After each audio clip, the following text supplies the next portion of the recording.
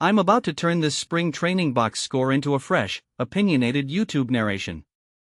Think of this as a creator thinking aloud, not a dry recap. I'm building a vibe where we blend concrete stats with hot takes, questions, and broader baseball sense. Let's dive in. We start with a simple premise: spring baseball is not just warm-ups, it's a window into organizational priorities, player health, and the tiny signals that hint at a season to come. That's what I'm watching for in this Angels vs. Brewers clip from March 18, 2026.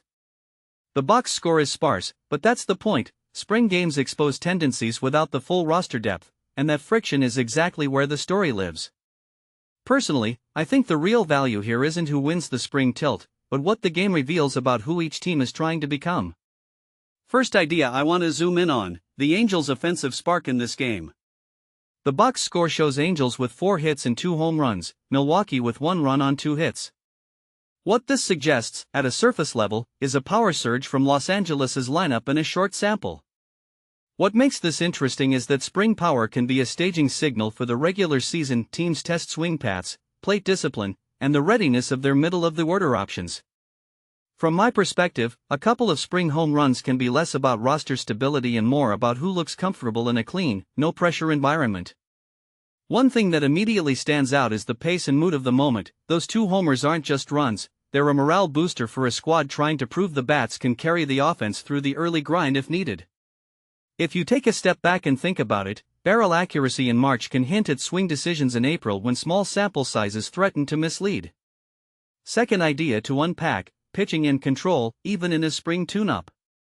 The Brewers side shows 0 runs, but the box score emphasizes that the Angels put up more total bases, 10, on 4 hits, compared to Milwaukee's 2.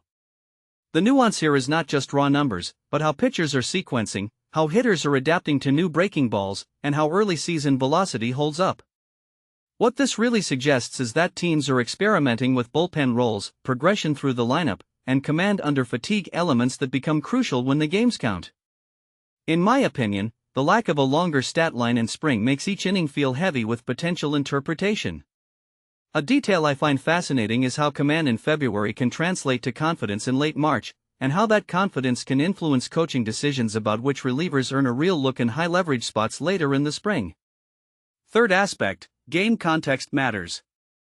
This matchup happened at American Family Fields of Phoenix with specific weather conditions, which can subtly affect offense and defense. Weather, field conditions, and even travel fatigue can nudge small sample numbers one way or another. What this really suggests is that spring results are a canvas for evaluating routines and readiness, not a verdict on who will win the division. What many people don't realize is that teams often dial down/maximize different things in different spring games. Some focus on workshopping new players, others on testing shift alignments, or evaluating defensive alignment under certain counts. If you look at this game through that lens, the numbers start to tell a story about experimentation more than culmination. Deeper insight: the metagame of spring training is about building a foundation for the season's momentum. The Angels showing a couple of power plays could reflect a broader strategy, prioritizing power potential in the lineup's middle to late order, while also testing depth behind the scenes. The Brewers, with fewer hits, may be evaluating defensive chemistry, or they might be protecting certain arms and giving younger players a look. Either way, these days are when managers observe who carries confidence, who sticks to approach under pressure, and who adapts when an early spring tempo changes. Closing thought: spring games are a filtered stage for identity. The real question is not who won today, but what does this tell us about each organization's plan to navigate a long season? My take: the signals we're seeing, Angels pop, Brewers experimentation, are part of a broader trend where teams chase scalable players who can contribute across roles, rather than relying on a single star to carry the lineup.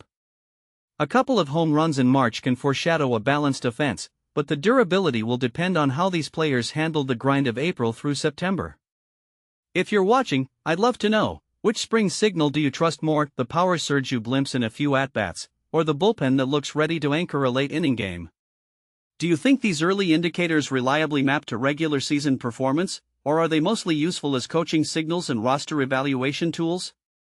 Let me know your take in the comments, and I'll circle back with deeper analysis on how these spring patterns might evolve as spring training winds down.